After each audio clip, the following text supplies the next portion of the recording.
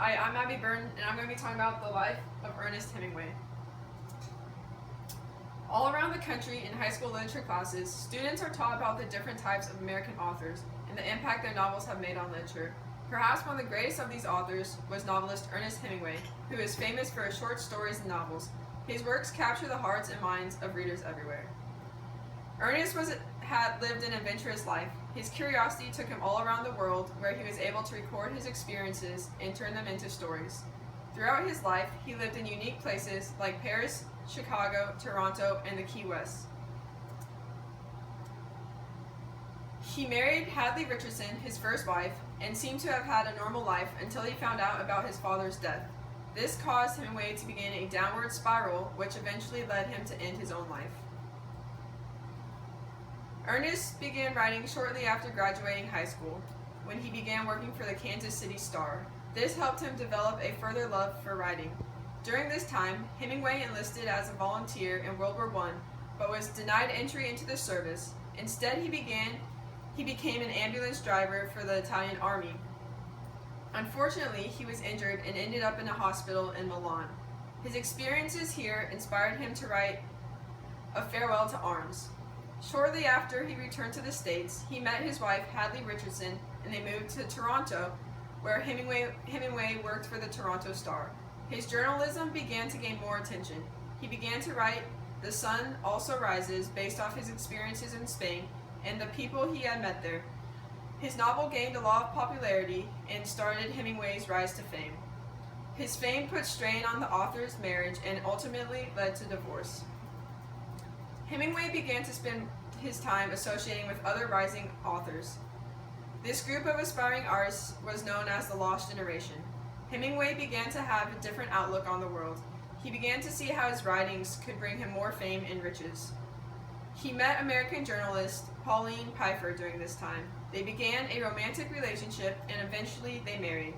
While together, they lived in Wyoming, Massachusetts, and New York. They had 2 kids together, Patrick and Gregory. In the winter, he and his family would take trips to the Key West and Florida. It was on one of these trips that Hemingway was informed of his father's suicide. After learning of his father's death, Hemingway became more impulsive and craved adventure. He traveled more and began affairs with other women.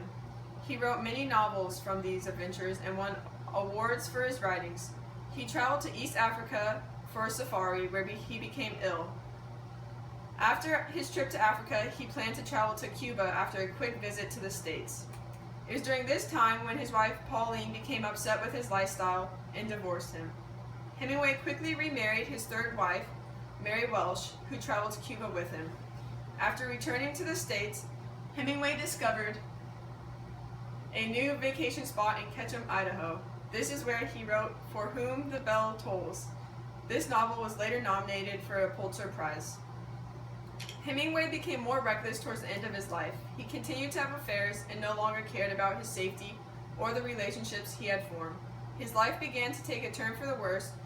He became obsessed with finding an instant high and would do anything to find a temporary relief from his depression. He began an affair with teenager Adriana Inkovich, who inspired his novel Across the River and Into the Trees. This novel won the Pulitzer Prize in 1952. A couple years later, he won the Nobel Prize in Literature for his novel The Old Man and the Sea. All this attention added to Hemingway's ego, and he did not handle the fame well. His fame caused him to turn to alcohol, which quickly became an addiction.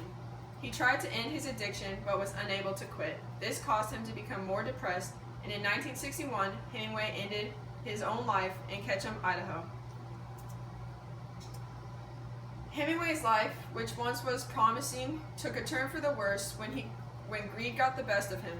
His love for writing turned into a quick way for him to gain fame and wealth. It ruined the relationships he had formed and left him lonely and depressed. Hemingway, who once lived an adventure-filled life, turned to alcohol to numb his pain.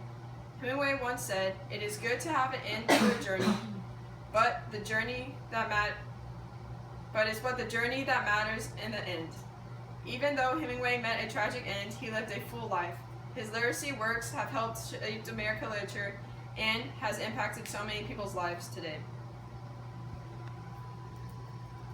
Thank you.